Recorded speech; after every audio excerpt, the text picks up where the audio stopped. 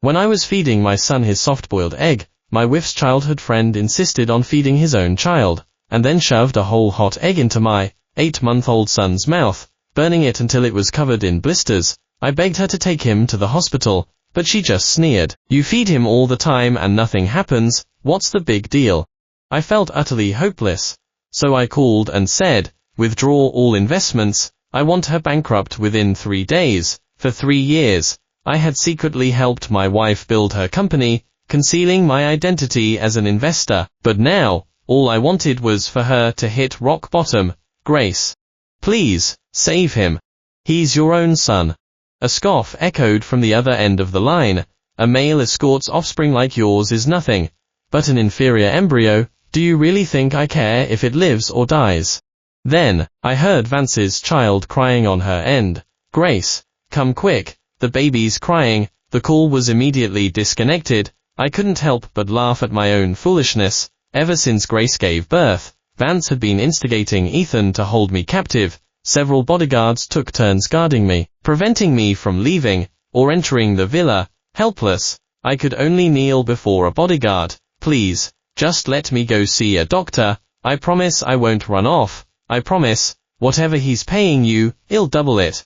The bodyguard looked conflicted. Seeing the little infant struggling in my arms softened his heart. "All right, just this once." With permission granted, I stumbled out the door. There was a private clinic not far ahead, a maximum 5-minute run. Calling 911 wouldn't be fast enough. But before I could even reach the community gate, I ran straight into Grace, who had just returned. Furious, she grabbed my ear and dragged me back into the villa. Being a male escort clearly pays off. Even the bodyguard who's been with me for 2 years gives you special treatment. You really can charm anyone. Holding my whimpering child in my arms, tears welled up in my eyes. "Grace, look at our child, he's dying." The infant in my arms seemed to sense his mother's return, reaching out for Grace's clothes. Grace coolly flung his tiny, tender arm away. "Doesn't he look strong enough? Stop trying to fool me with talk of dying." She didn't even spare a glance at our child. "It's just an egg. You feed him every day and nothing happens. I am just grabbing something and leaving. Stop bothering me." She quickly ran upstairs, grabbed Vance's child's cute bear ear hat, and strode out the door. As she left, she didn't forget to warn the bodyguard, "If you dare let her go again, you can kiss your job goodbye." The bodyguard truly couldn't bear to watch my child die before his eyes, so he took out his phone and dialed 911 for me. I waited anxiously. I thought of Vance shoving a whole, freshly boiled egg, shell and all, directly into my son's mouth. The hatred in my heart intensified, watching my child's body slowly turn purple. By the time 911 arrived, I feared my son wouldn't make it. In a panic, I tried again to crush the egg and remove it, but then worried he might inhale the shell fragments into his esophagus. The main door was securely locked from the outside. I pounded on it, but there was no response. I ran to a second-floor window, which was unguarded. I strapped the child to my back, dangled a bedsheet from the window, and was just about to slide down when I heard Vance's clear laughter. I froze instantly. Outside the door, Vance was cooing. "It's a good thing Grace has plenty of breast milk for our baby." Looking at the whimpering child in my arms, who had never tasted a drop of his mother's breast milk, who didn't even know what breast milk tasted like, and who had grown to this size solely on baby formula because of me. He ate so heartily when I fed him formula, yet his mother's breast milk was given to someone else. "Ethan, get out here!" Grace shouted from outside the door. Vance's cool voice drifted in. I knew those lace restraints had to be somewhere in the house. I bought a lot of little sex toys so Grace could enjoy herself sooner. Hearing their conversation, I realized they had gotten in the mood after feeding the baby in the car. They were looking for lace props for intimacy. The door was violently kicked open. Holding my son, Leo, I cried out, "Grace, are you really going to watch your own son choke to death? Are you going to pretend to be blind and heartless and not save him?" Grace, however, spoke coldly, "Ethan, stop making a scene, okay? Vance is very uncomfortable right now, and I need to satisfy him. Go find me the lace restraints." I screamed. "Grace, act like a human being. That's your own son, he's dying." Grace still thought I was being unreasonable. With a command, a swarm of bodyguards rushed in. drag him in, put this sex toy on him. When he finds the lace restraints, then you can remove the toy. I struggled, clutching the child tightly. Grace, insane. I scoffed disdainfully. Who knows how many props you used back when you were a male escort? Why are you trying to act so pure now? I was forcibly dragged into the room, pushed onto the bed like an animal. The sex toy was forced upon me, stripping me of all dignity. A single tear fell. From that moment on, Grace and I severed all ties. Hearing the ambulance, I rushed downstairs. Seeing Grace dismissing the paramedics, I screamed, "Doctor, don't go, save my child." Seeing the paramedics turn back, I ran down, holding Leo, but didn't notice Vance's foot directly in my path. I tripped hard, clutching him tightly in my arms, protecting him as we tumbled down the stairs. The dizzying sensation of falling downstairs abruptly stopped. Only then did I realize that the baby, who had been struggling in my arms, was now motionless. Some eggshell had also entered his esophagus, and was lodged there. Trembling, I put my hand to the child's nose, only to find he wasn't breathing. The paramedics hesitated outside the door, but Grace simply waved them away. My husband hasn't been quite right since I gave birth. The paramedics seemed to understand, and the sound of the ambulance faded into the distance. I roared, "Grace, you personally killed our child." Vance's child started crying again, and Grace quickly took him and personally comforted him, watching take his last breath. A hint of provocation flickered in Vance's eyes. Ethan must have scared the baby. "Let's go." Grace carried Vance's child out the door, following orders. The bodyguard, full of apologies, dislocated my joints. I shrieked, "Grace, you'll face retribution." My already numb legs were then heavily struck several more times with a stun gun, and I completely lost consciousness. When I woke again, someone in a white coat stood by my bed, with a bodyguard standing guard nearby. Seeing I was awake, he slowly began, "Sir, the madam asked me to reset your bones. Please move a little so I can check if they are properly repositioned." I moved, enduring the nausea and pain, and the person seemed relieved when I could freely control my leg movements. The bodyguard then handed me a cute bear ear hat, and a baby rattle, along with a bottle of breast milk. "Sir, the madam asked me to give you these." I ignored him. Leo's head circumference was already 4 to 5 centimeters. What she brought looked like a hat for a 3 or 4-month-old baby. It was more like a free gift she received when buying a hat for Vance's child. My child was gone. He wouldn't be able to drink this breast milk. They discreetly left the room. I was once again imprisoned in this colossal cage. I took out the phone I had stolen when the bodyguards assaulted me, and dialed a number. "Eleanor, I want to come home. It's dawn. The Jiang should be bankrupt by now." A cry of joy and tears came from the other end. "All right, I'll come get you," I wept, holding Leo's lifeless body. It was all my fault. I shouldn't have helped Grace make her comeback. 3 years ago, Grace's family went bankrupt. Eleanor said she wasn't a good person, and I shouldn't help a woman make a comeback, urging me to go to London with her. I refused. Eleanor became disheartened, leaving only a message to contact her if I ever regretted my decision, before she went to London. I thought Grace truly cared for me. When she started her business, I sold drinks at a bar to provide her with funds, only to be ruthlessly called a male escort by her. But I was just a salesperson. Grace indeed proved to be capable, becoming an industry tycoon within 2 years. After we married, we lived harmoniously, but everything changed when her childhood friend returned.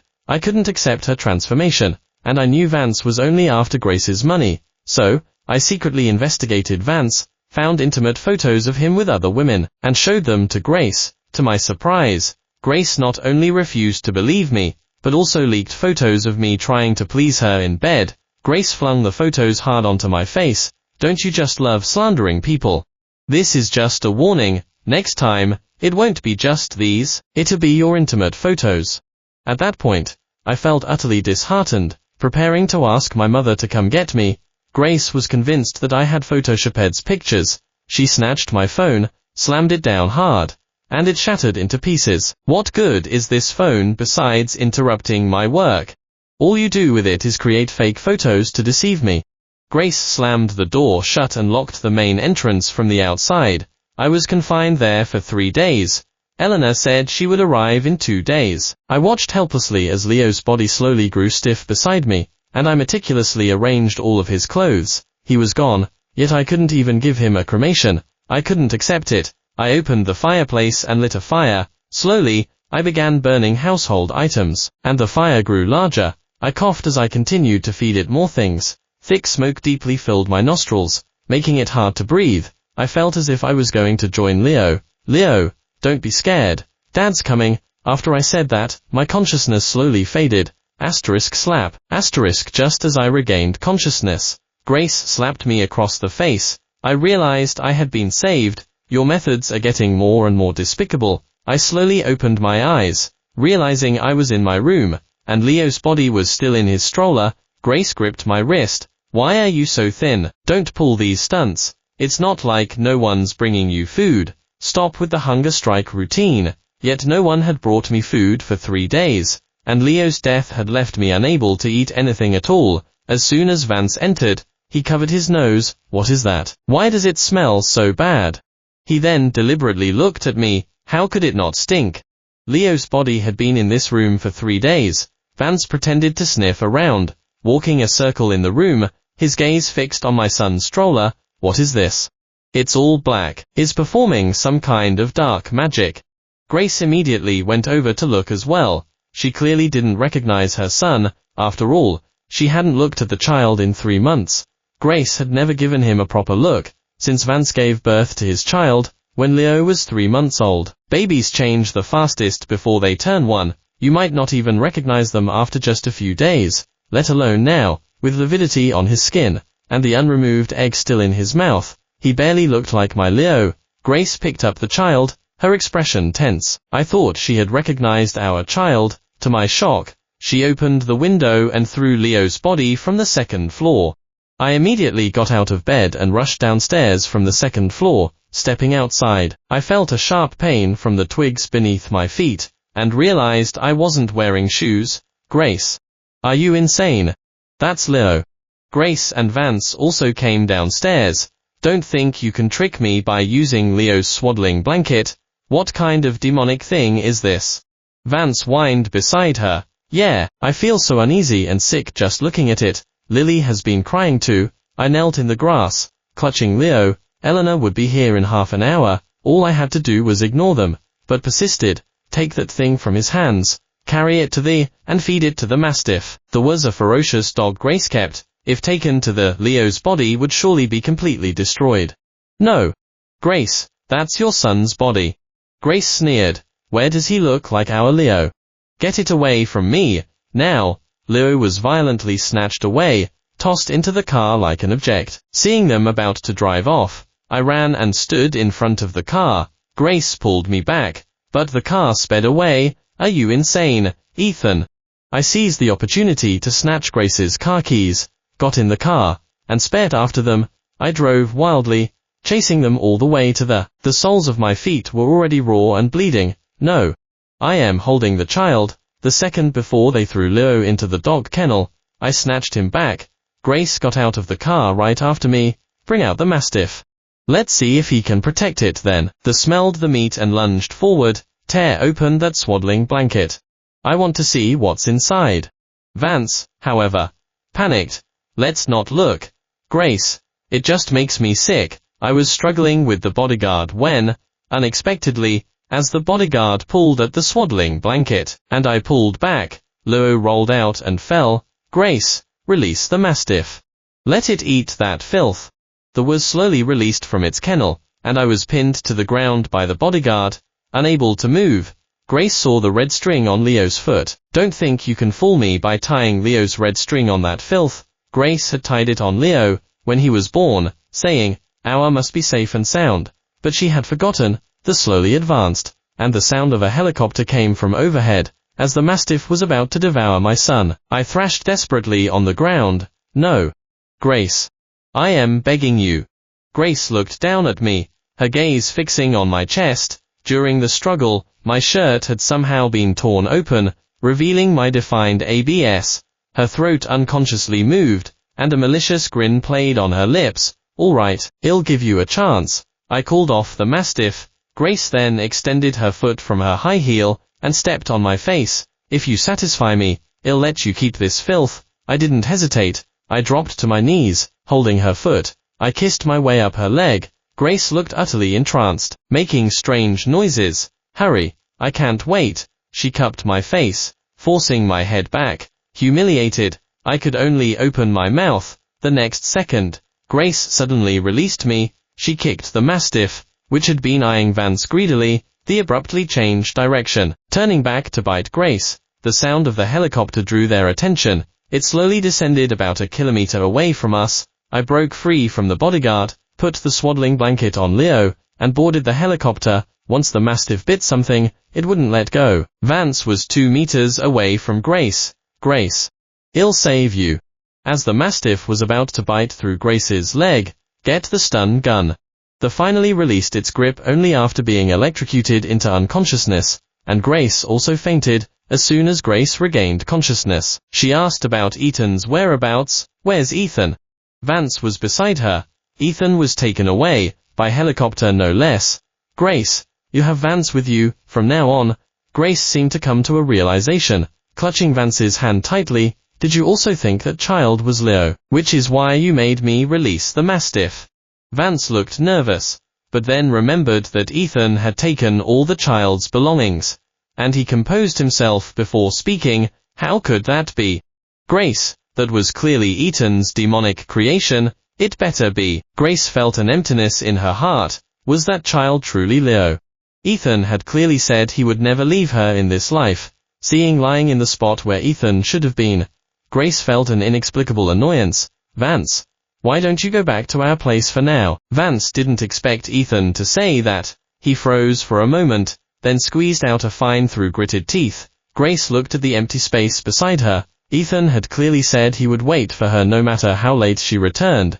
Grace opened the closet, only to find that it was empty, save for a few scattered items of her own clothing. Despite usually being full, only then did Grace realize that he hadn't come back to stay in a long time. Ever since Leo was born, her attention had been entirely on him. She felt resentful, and with Vance's return, she decided to put Ethan in his place. Initially, I still clung to her, and this method worked well, but then, she saw me smiling so happily at other women, so she sent intimate photos of herself with Ethan to that person, reminding them that Ethan was her man, Grace's man. Grace didn't believe Ethan would just leave like that. She frantically searched the room for his old belongings, but she only found Ethan's journal in the nightstand. March the 6th, 2023. Grace is pregnant. I am so happy. This is our first child. April the 6th.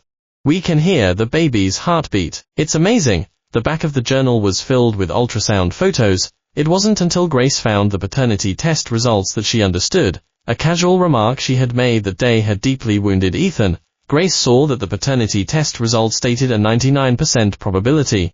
In truth, she hadn't disbelieved that Leo was her child. It had merely been words spoken in anger at the time. Flipping further, she found Leo's growth journal. After stopped paying attention to Leo, I had taken a photo of him every month. I was afraid Grace would regret it later, so I took one each month. Grace hadn't realized Leo had changed so much. Recalling the monster with the egg in its mouth from yesterday, she was shocked that it resembled Leo's last photo. Finally, Grace reached the end. The photo was taken on Leo's first day after passing away. A picture I had taken with a bodyguard's phone. Leo with the egg in his mouth, his body bruised and purplish. To prevent Grace from disbelieving, I had specifically included the red string in the photo. The next day, Leo's body slowly darkened, and lividity appeared. On the third day, Leo's body had turned completely black, but there was still an egg in his mouth. Looking closer, there was even eggshell on the egg. Grace had clearly told the nanny to feed Leo egg yolk. How was this possible? She had even done her research, knowing that babies should eat egg yolk first, then egg white. She couldn't believe this was Leo. How could it be? It felt as if Vance had been leading her by the nose all along. Grace called her assistant. Go investigate Vance for me. Why was there a whole egg in Leo's mouth? Find out. And also, investigate the nanny who used to feed Leo. Shortly after, the assistant called back. The nanny disappeared after feeding Leo the egg. She was reportedly dismissed by Mr. Vance. We found her whereabouts. Should we bring them both in? At old, Vance was tied to a chair. Grace, what is this? The nanny staggered over. a bomb strapped to her hand. "Mr. Vance, you have to save me." Seeing the nanny approaching like a persistent nuisance, Vance quickly pushed her away. "Ma'am, you can't accuse me like that." Seeing the situation was grim, the nanny confessed proactively. "Sir, I'll talk, just don't kill me, please." Grace gestured for the bomb timer to pause. It was Mr. Vance. It was him, exactly him. "Madam told me to feed Leo egg yolk, but it was Mr. Vance who told me to shove the whole egg in." It was him. Vance rushed over and slapped the nanny hard. "Don't you dare slander me. What evidence do you have? It was you. You knew my son owed $500,000 outside, and you said if I killed Leo, you would help my son pay off those debts." Seeing the nanny about to say more, Vance gripped her throat tightly. "Grace, she's talking nonsense." Just as Vance was about to strangle the nanny to prevent her from testifying, a group of bodyguards intervened and pulled him away, releasing her. The nanny gasped for air. It was Mr. Vance. "A few days ago, he made me open a debit card, and the money has already been transferred. You can check my transfer records." "Mrs. Grace," Alex rushed in. "Madam, we found it. The nanny indeed has a recent transfer record of $500,000, and also," Grace said impatiently, "also what? Speak quickly." "Also, the photos Mr. Ethan previously uncovered of Mr. Vance with other women were indeed real, and even Mr. Vance's child is that person's." Grace burst into a hysterical laugh beside him. "Ethan, I was blind and foolish. I am so sorry. Have you found out where he is?" "No." Vance, tied to a chair by a group of men, cried out. "Grace, what are you going to do? Don't you love eating eggs with the shell on? I'll help you eat a few more with that." Grace, wearing gloves, scooped out freshly boiled eggs, and forcibly shoved them into Vance's mouth. Blisters immediately formed around Vance's lips from the burns. "Wah, gee Grace." Vance whimpered through his throat. "I paid no attention." Vance whimpered. "I know where Grace is." "Really?" Vance nodded vigorously. A doctor immediately came over and removed the eggs from Vance. "Grace is in." "Ah. I won't tell you unless you remove the bomb from me." Grace kicked Vance onto the ground. "You'd better tell me calmly." I'll tell you. Ethan is in London, at GM Company. His mother is the chairperson of GM. You've been married to him for so many years and you never knew. How ridiculous." As soon as she finished speaking, Grace immediately took a private jet to London. After arranging Leo's funeral, I immediately immersed myself in running the company. Having been by Grace's side as she started her business, my designs were present in countless proposals. I had been trained from a young age to be a competent CEO, but for 2 years, I had been blinded by love, allowing Grace to believe I was a complete novice. When I first arrived, they certainly resented me as an external hire. I had been working overtime every day. Today, just as I stepped out of the company, I saw a bodyguard talking to someone, but such things were common, and I didn't even notice who it was. "Ethan, come home with me." Only then did I recognize Grace's voice. I had no intention of responding to her. After all, we had nothing to do with each other anymore. Who would have thought? As soon as I got into my car, Grace followed right behind me. "Get out." "Ethan, I am sorry. I am sorry to you, and to our child. Will you come back with me? We can still have children, and I want to see Leo." I scoffed. "Do I have any connection to you, madam? I don't think Leo would forgive you either, or ever want to see you again." "Of course we do. You are my lawful husband." After she said that, silence fell in the car. Grace had forgotten that, when I married her, she had just successfully started her business. She made every excuse, and we only had a simple banquet, never even getting our marriage certificate. When we were about to get the marriage certificate, she found out she was pregnant. Afraid she wouldn't look good in photos, she said we should get it after the baby was born. But after her postpartum recovery period, Vance returned, and she completely forgot about it, abandoning her promise. I opened the car window on Grace's side, got out, and locked the car, all in one smooth motion. Now, I found it utterly sickening to be in the same space as her. "Is that so? Then where's our marriage certificate? Do we even have one?" Grace paused, realizing then that I had been with her for 3 years without any official status. She weakly said, "Vance, I'll send him out of Riverton City. He won't bother us anymore. Grace climbed out of the car window. I shook my head. Grace, don't you understand? There's no future for us. Leo is dead. Wouldn't it be better if we just went our separate ways? Grace couldn't believe I would abandon her so easily, nor that I could leave her completely. No. Ethan, please come back with me. I have no right or obligation to go back with you anymore. Grace, go back. We'll never see each other again. Grace couldn't accept that I had no relationship with her anymore. She couldn't accept that Ethan, who had once said he would never leave her, and would wait for her to come home every day, could utter such harsh words about never seeing each other again. My heart had long since felt utterly hopeless. With that, I drove away. However, recently, Grace would always harass me on my way to and from work. Ethan, what will it take for you to forgive me? I quickly got into my car, and said without thinking, kill to pay for our son's life. I didn't believe she could kill Vance for Leo, and even if she did, I still wouldn't forgive her. Leo was never coming back. Grace bought a room next to mine, after disappeared for a few days. She ambushed me again. Ethan, Vance is dead. Look. I was astonished. She had actually killed Vance. Grace held up her phone to show off to me. The video showed Vance tied to a chair in a large, abandoned factory. Grace was forcibly stuffing eggs into Vance's mouth. There was also a bomb strapped to his hand, and the timer showed 1 minute remaining. Vance was on his knees, kowtowing repeatedly. Blisters from the hot eggs made it difficult for him to speak. Please, Ethan, forgive me. I was wrong. I shouldn't have harmed Leo. I was ill-intentioned. Please, Ethan, forgive me. His forehead was bruised and swollen from repeatedly hitting the ground. But even that didn't quench the hatred in my heart. The bomb's countdown was rapidly decreasing, and Grace had no intention of stopping it. Grace slowly walked out of the foundry. You can say that to Leo. 10, 9, 8, 7, 6, 5, 4, 3, 2, 1. The bomb beeped. Soon, the inside of the factory was reduced to rubble. Vance's body was also completely destroyed. I watched the video calmly. Grace, however, had taken my words spoken in anger seriously. Ethan, Vance is dead. Come back with me. I have some good news for you. I glanced at her. Grace, why don't you understand? We can't go back to how things were. Grace, however, wasn't resigned. Is that so? After she said that, I felt the air thinning, my breathing became shallow, and my consciousness slowly began to fade.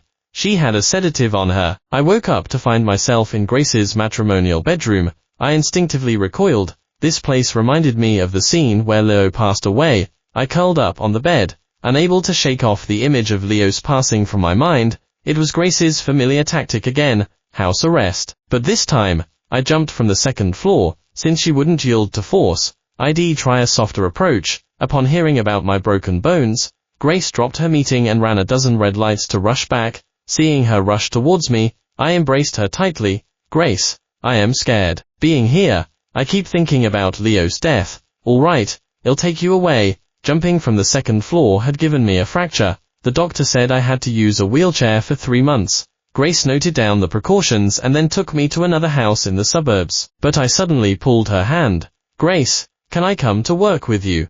I get scared. When I am in this empty house alone, it makes me think of Leo. I want to keep myself busy.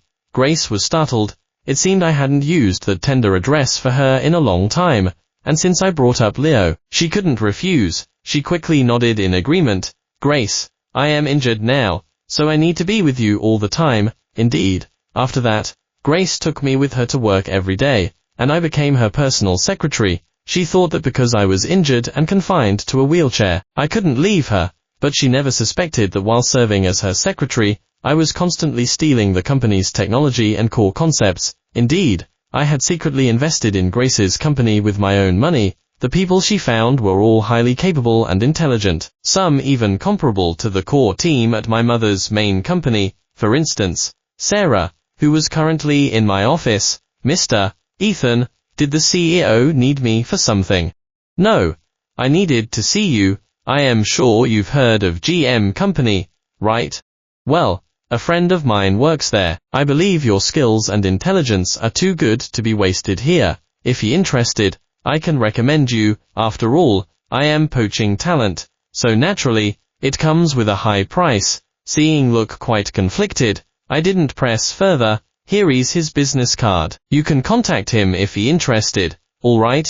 Unexpectedly, as soon as Sarah stepped out, she ran directly into Grace. Sarah, what are you doing in my husband's office?